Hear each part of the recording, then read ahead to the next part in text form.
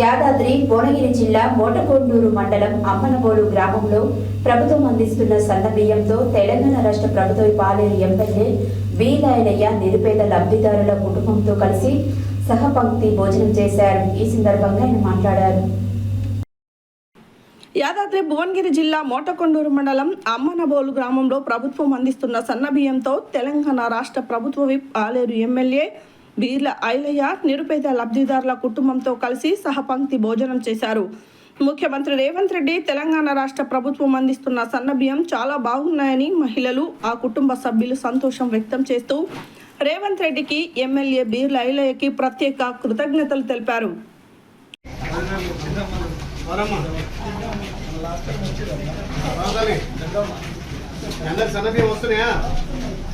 ఎట్లా అనిపిస్తుంది? దొడ్డు బియ్యం సన్న బియ్యం తేడా ఉందా లేదా? దొడ్డు బియ్యం మీ ఇంట్లో సన్న బియ్యం మంచిగా అలా తినడానికే వస్తున్నా. మంచిగా ఉన్నాయి కదా, అది పెడతారు కదా.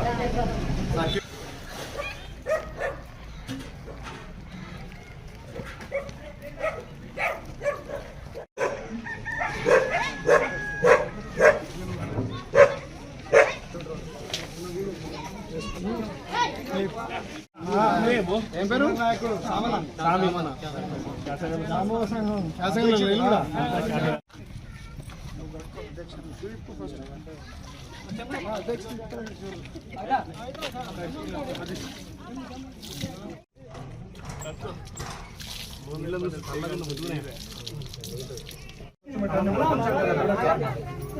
అలా కూడా కొంచెం భోజనం పెట్టి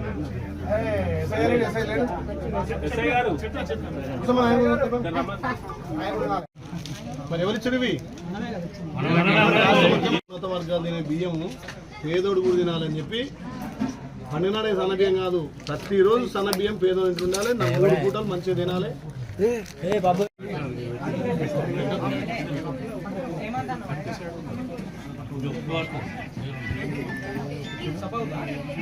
పాత బియ్యానికి ఈ బియ్యం తేడా అనిపిస్తుందా? మంచిగా 3 పూటలు తింటురా?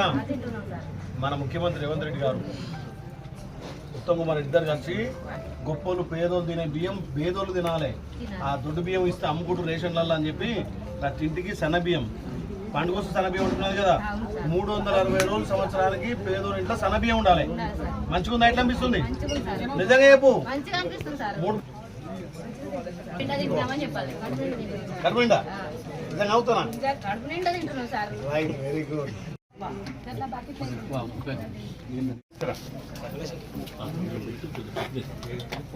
ముగ్గు వచ్చి కట్టుకోలేదు రేకులే కదా, పక్కన జాగుందా? ఇదే కదా ఇల్లే కదమ్మా.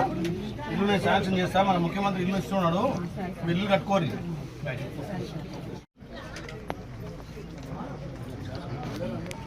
మొహమాట పడుతుంది కొంచెం అన్నం పెట్ట సార్ మాతో పాటు తినాలి.